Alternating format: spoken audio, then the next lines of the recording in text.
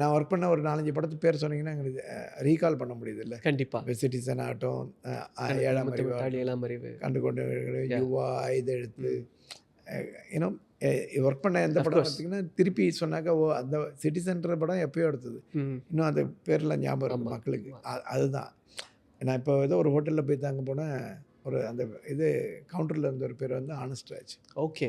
பாண்டிச்சேரியில். அப்புறம் ஆனஸ்ட் ராஜ் உங்கள் பேர் என்ன? ம். ஆமாம் எங்கள் அப்பா விஜயகாந்த் ரசிகர்ன்னு. நான் யார் தெரியுமான்னு? சரி நீங்கள் தான் அந்த படத்தை எடுத்தீங்கன்னு. ஸோ புரியுது. அப்படின்னு சொல்லிட்டு என் கூட ஒரு ஃபோட்டோ எடுத்துட்டாரு. ம். அப்போ நான் என்ன சொல்ல வரேன்னாக்கா, அந்த படம் பார்த்துட்டு ஒருத்தர் பையனுக்கு பேரே வச்சுருக்காரு, ம். ஆனஸ்ட் ராஜ்னு. அவர் நான் வந்து மீட் பண்ணுறதுக்கு ஒரு சுச்சுவேஷன் வந்துச்சு. ம். ஸோ இதெல்லாம் ஒரு கோயின்சிடென்ஸ்னு சொல்லலாம். பட் அந்த படங்கள் வந்து அப்படி ஒரு சூஸ் பண்ண படம் அது மாதிரி கொஞ்சம். அதனால் நான் ஒரு படம் சூஸ் பண்ணும்போது ஒரு கதை, அந்த கதை உங்களுக்கு மக்களுக்கு இல்லை எனக்கு இன்ட்ரெஸ்ட்டு மக்களுக்கு பிடிக்குமான்றதெல்லாம் நம்ம சொல்ல முடியாது. நம்மள இம்ப்ரெஸ். எனக்கு இன்ட்ரெஸ்ட் இருக்குது அந்த படத்தை ஷூட் பண்ணுறதுக்கு.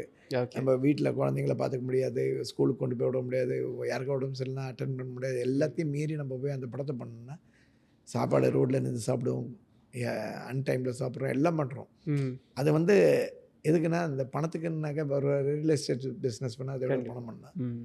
பட் பணத்துக்காக இந்த படத்தை வேலையை பார்க்குறது இல்லை. ஸோ இந்த வேலையை என்ஜாய் பண்ணிடுறதுனால தான் போகிறோம். So that should be enjoyable. அந்த script should drive you to do the film. கண்டிப்பா.